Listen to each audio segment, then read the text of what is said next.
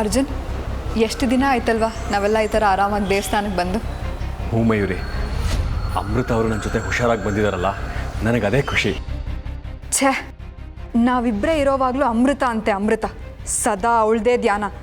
ಎದ್ರಿಗೆ ನಾನು ಕಲ್ಲು ಗುಂಡು ಕೂತಿದ್ರು ನನ್ನ ಒಂದು ಮಾತು ವಿಚಾರಿಸ್ಕೊಳ್ಳಲ್ಲ. ಛೇ, ಏನು ಯೋಚನೆ ಮಾಡ್ತಾ ಇದೆಯಾ? ಏನಿಲ್ಲಪ್ಪ, ನಿಮ್ಮಿಬ್ಬರು ಜೋಡಿ ಯಾವಾಗಲೂ ಹೀಗೆ ಇರಲಿ, ಯಾರ ಕಣ್ಣು ಬೀಳದೆ ಇರಲಿ ಅಂತ ಬೇಡ್ಕೋತಾ ಇದ್ದೆ. ಇನ್ನು ಯಾರ ದೃಷ್ಟಿ ಬೀಳೋದಕ್ಕೂ ನಾನು ಅವಕಾಶ ಮಾಡಿಕೊಡಲ್ಲ ಮಯೂರಿ.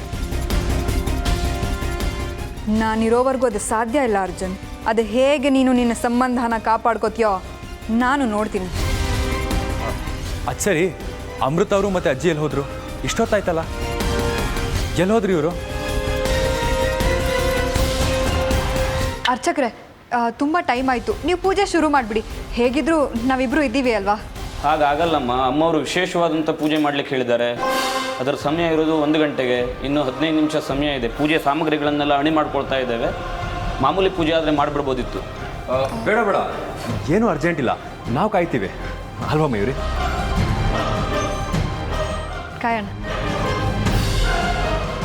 ಸರಿ, ಹೇಗಿದ್ರು ಅಜ್ಜಿ ಮತ್ತು ಅಮೃತ ಅವ್ರು ಇನ್ನೂ ಬಂದಿಲ್ಲ. ಸುಮ್ಮನೆ ಇಲ್ಲಿ ನಿಂತ ಏನು ಮಾಡೋದು? ಬಾ, ಆಚೆ ಕಟ್ಟೆ ಹತ್ರ ಕೂತಿರೋಣ. ಸರಿ ಅರ್ಜುನ್.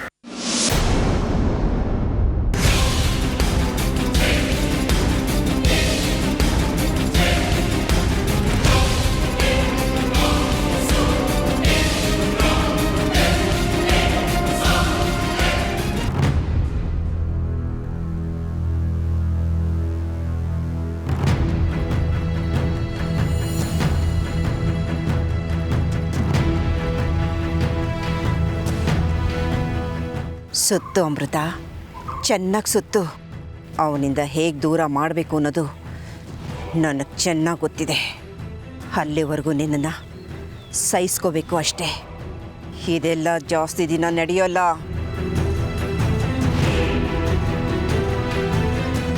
ಏನಜ್ಜಿ ಹಾಗೆ ನೋಡ್ತಾ ಇದ್ದೀರಾ?